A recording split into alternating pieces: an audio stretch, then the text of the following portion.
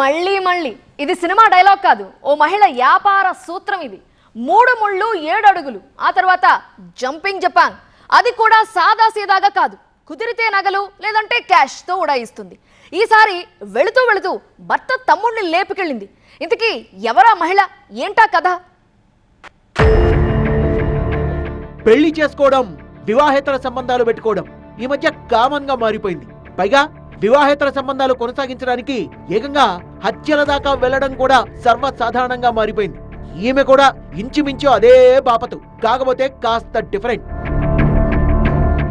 ఉత్తరప్రదేశ్ ఫతేపూర్ జిల్లాకు చెందిన ఈమె 1, 2 కాదు 5 పెళ్లిళ్లు చేసుకుంది. పైగా 5వ భర్త తమ్ముడితో ఇల్లీగల్ అఫైర్ పెట్టుకుని నగలు నగదు మొత్తం ఊడ్చేసి ఎస్కేప్ అయింది. 5వ భర్త ఫతేపూర్ జిల్లా రాధానగర్ పిఎస్ లో ఫిర్యాదు చేయడంతో ఈమె గారి లీలలు వెలుగులోకి వచ్చాయి.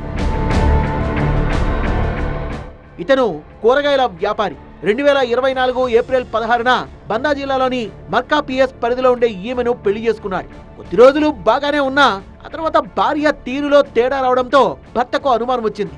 ఆరాధిస్తే ఆమెకు అప్పటికే 4 పెళ్లిళ్లైన విషయం తెలుసుకుని షాక్ అయిపోయాడు. 4ంటిలో 3 పెళ్లిళ్లు ఫతేపూర్ లోనే జరిగాయట. పైగా తనతో జరిగింది 5వ పెళ్లి అని తెలుసుకుని నివ్వెరపోయాడు. शादी मेरी हुई है 16 अप्रैल, ये पिछले साल। बच्चे नहीं थे इनकी, पहले वाले आदमी की 10 साल की बेटी है, उसको ताकि मैं पढ़ाता हूँ इंग्लिश मीडियम में, उसका खर्चा शादी ब्याह का सब चीज मैंने उठाने का वादा लिया।